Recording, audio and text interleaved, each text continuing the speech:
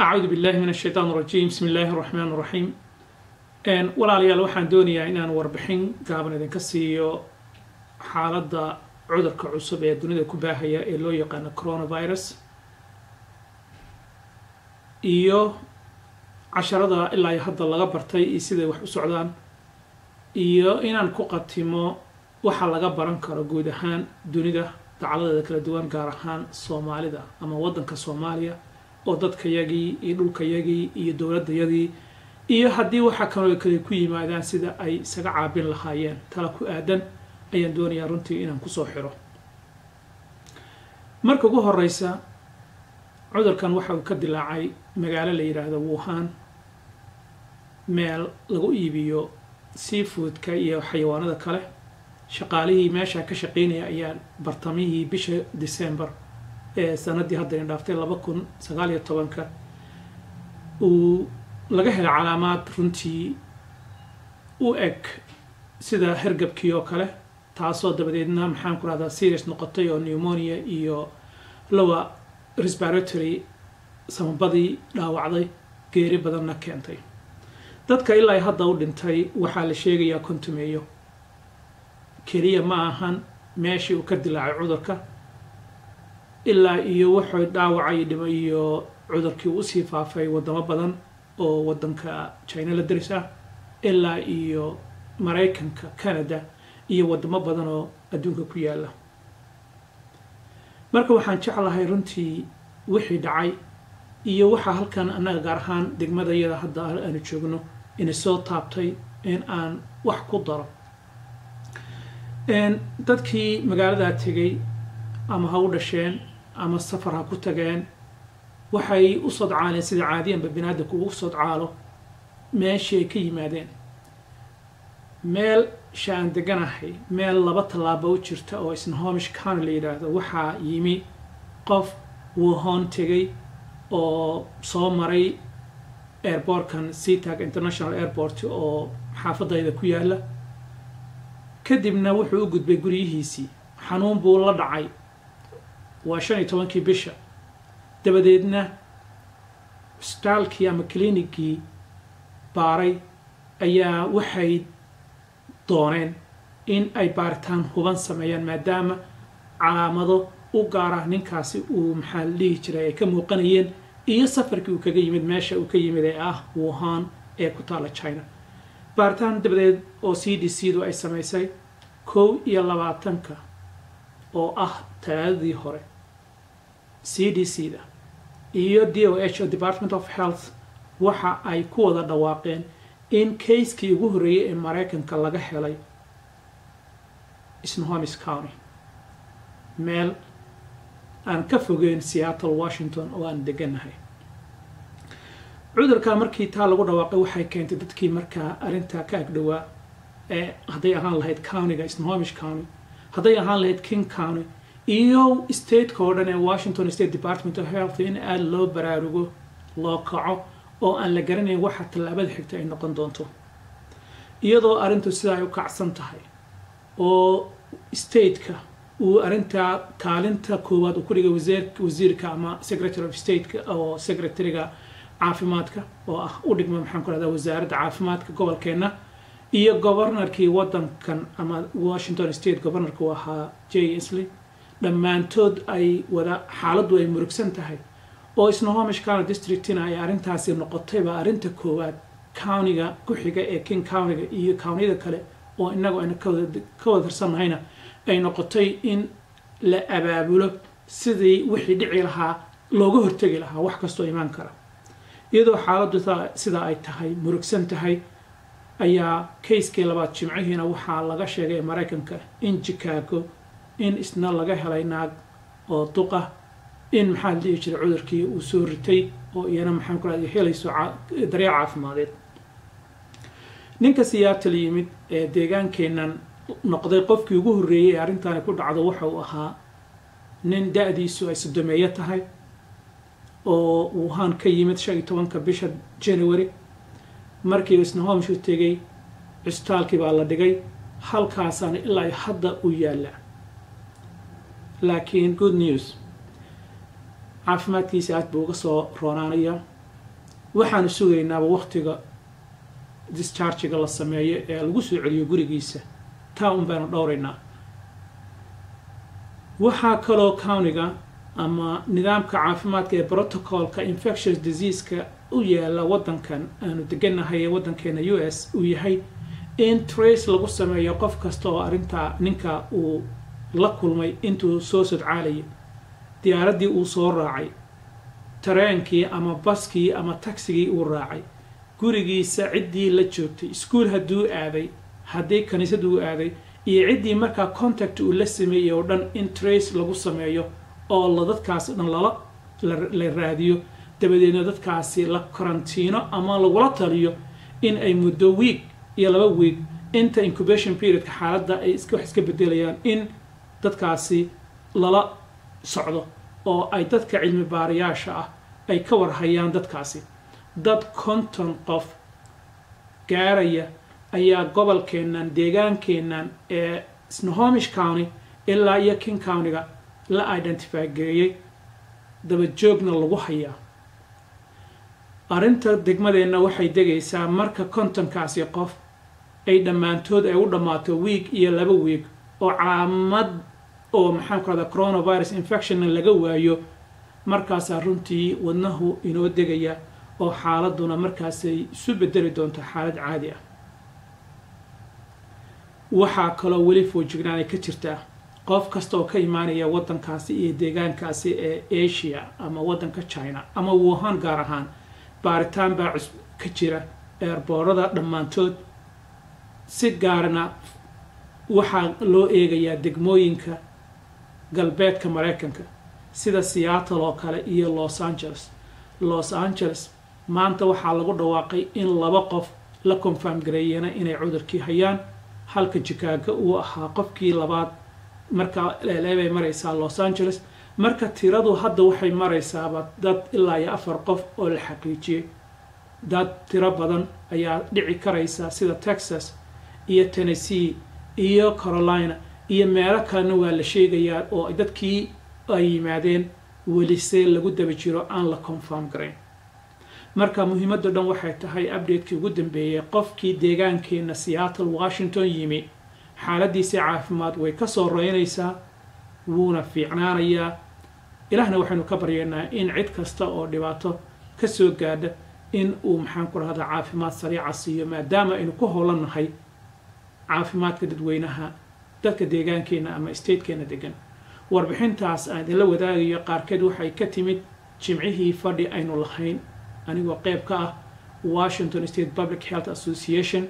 oo ay isu keenaysa dhammaan countiyada iyo dadka Washington State caafimaadkiisa ku shaqada leh ee ilaa iyo Department of Health iyo county representative oo halkaas aynu ku kulannay qofta ugu sarreysa Washington maxalli Department of Snohomish Health District oo Heather Thomas oo ahna maxaan ku rahdaa hadda madaxweynaha associationka aan sheegayo tallaabada xigta waxay tahay maxaa laga baran karaa oo maxaa ilaa hadda laga bartay arrintan waxaa laga kororsan karaa oo positive oo wanaagsan farqiga u dhaxeeya dawladda China dadaalka iyo maxaan ku radaa waxa ay sameysay sanadan marka loo barbardhigo sanadihii hore tusaale waxaan ka wadaa ninkii ogaa ama howlahan ku dhex jiray 2000 iyo 2003 cudurkan oo kala lamid ah coronavirus outbreak baa ka dhacay oo pandemic ah caalamka oo dhan oo SARS oo China ka bilowday SARS markuu bilowday oo asna coronavirus ahaa wuxuuna ka bilowday China dawladda China maadaama ay markaasi siday ahaataba transparency maanu jirin akhbaarta dadka lama aysan wadaageen waxyaalo badan oo sumcad ilaalin iyo waxa ku jirtay runtii dib u dhac sanaan ah laakiin maanta marka loo fiiriyo halka dawladda China ay gaarsiisan tahay waxay noqotay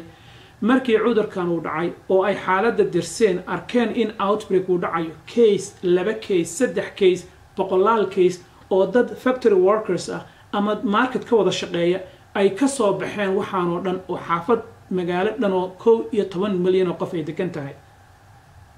China waxay ku guuleystay inay isla markii ogaadaan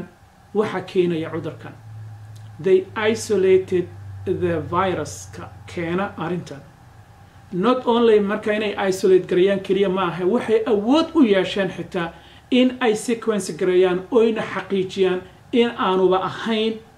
wixii la yaqaanay strainadii la yaqaanay ee coronavirus ka ahaa. marka taa ay dhacday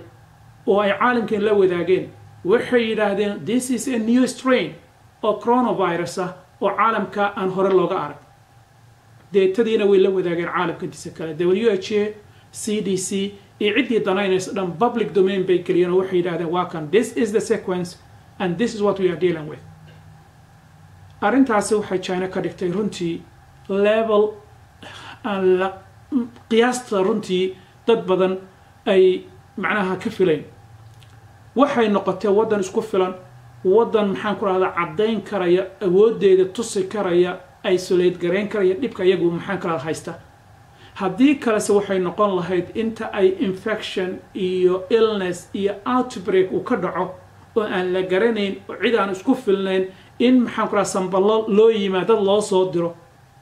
laga qaado maxaan ku rahdaa samballo dibadda loo soo diro oo CDC iyo WHO iyo meelo kale laab la geeyo oo loo sheego markaa cudurka ku haya ama cudurka dadkaaga haya noocan iyo noocan weeyaan. taasoo runtii xorriyadda, dadnimada iyo maxaan ku rahdaa sumcadda ee kumaanka kuna sano ee China runtii meel ka dhac ku ahaan lahayd iyo cid kasta oo dowladnimo sheeganaysaba. marka taasi waa arrin runtii aad loogu farxo. tallaabada xigta marka hadda waxay tahay sidii sequence-gaasi ama DNA sequence-ga marka gene-ka la sameeyay ee maxaan ku rahdaa ku saabsan maxaanka coronavirus-ka novelka ay cusub, sidii loogu heli lahaa dawo, sidii loogu heli lahaa vaccine, sidii loogu heli lahaa maxaan ku rahdaa wax kasta oo markaa ama baaritaan lagu garan karo oo isaga u gaar ah. maxaa yeelay baaritaanku wuxuu diagnostic tools-ka hadday noqoto PCR sequencing, hadday noqoto maxaan ku rahdaa dawo waxay noqonaysaa in la isticmaalo maxaan ku rahdaa information-kaasi, haddii ay noqoto magaciisii maxaan ku rahdaa vaccine hadda isna waa important in maxaa la dhihi jiray sequence-gaasi la isticmaalo. waxaasoo dhan ay qabatay faktii hore ay qabatay dowladda China waxay keenaysaa in tallaabada xigta ee xalka loo gudbo. laakiin inta taa laga gaaray maadaama hadda aysan jirin dawo miiska saaran, tallaal miiska saaran aanu jirin, iyo diagnostic tools oo hadda strain-kaasi gaar ahaan caddayn kara aanu meesha olin oo wixii dhan ay yihiin wax hadda lagu guda jiro. waxaa kaloo iyana weli dhaqaatiirta iyo dadka ku shaqada leh ay ku mashquulsan yihiin waxay tahay sourciga ama cidda markaa cudurkan iyo meesha uu ka yimid, sidee buu ku yimid. ilaa hadda waxaa la xaqiijinayaa in masaska iyo fiidmeerta iyo xayawaano qeybo ka mid ah inuu cudurkan uga soo gudbay bini aadamka oo uu yahay zoonotic disease. number 1 waa arrin muhiim ah maxaa yeelay zoonotic disease waxaynu ognahay in ay yihiin 60% cudurrada aynu la dhiirgareyna caalamka waxay ka yimaadeen sidooda waa from the animals. number 1. the second opinion waxay tahay 75% 3 in 4 waa 3 in 4 waxay badankooda ka yimaadeen cudurradan hadda caalamka emerging diseaseska ama outbreak pandemic keenaya. hadday noqon lahayd SARS-kii hore u aragnay, hadday noqon lahayd maxaan ku rahdaa MERS oo Middle Eastern maxaan ku rahdaa syndrome-kii aynu soo dhaafnay hadda 2 sano ka hor, iyo midka hadda aynu gacanta ku hayno, iyo waxyaalaha kale dhammaantood ay keenaan maxaa la dhihi jiraa vectorska, dhammaantood waa from the animals to the human. taasoo caalamka maanta dhibaato badan ku haysa. Ebola waan ilaaway, Ebola uu ku jiro. marka tallaabada xigta waxaan u gudbayaa waxay tahay wadamada yaryarka ah sida tan oo kale wadankeena Soomaaliya oo kale maxaa uga yaala arrinta noocaas oo kale ah. ilaah naguma sababe, ilaah nama soo gaarsiiyo waxyaalo noocaas oo kale ah. dadka iyagu ma u diyaarsan yihiin? hadday u diyaarsan yihiin garowgood intee buu la egyahay waa su-aasha meel noo taala. laakiin inta taa aanan u gudbin oo aan arrintan rabo inaan China iyo howsheedii iyo coronavirus-ka aan sii wadaa waxay tahay waa la cadeeyay in zoonotic background uu leeyahay uu kasoo gudbay masaska ama waxa la midka ah. laakiinse weli waxaan la cadayn, waxaa kaloo la cadeeyana in uu dhaco transmission between humans oo person to person inuu dhaco oo hadda markaasi waxa dhacaya dhan waxay tahay qof Wuhan tegay oo meesha soo ziyaartay ama ku noolaa oo soo qaaday cudurkii kadibna diyaarad soo raacay ama bas soo raacay ama maxaan ku raacdaa soo raacay transportation noocu doona ha ahaadee kadibna meel kale yimid Mareykanka waxaynu qarka u saaranahay dad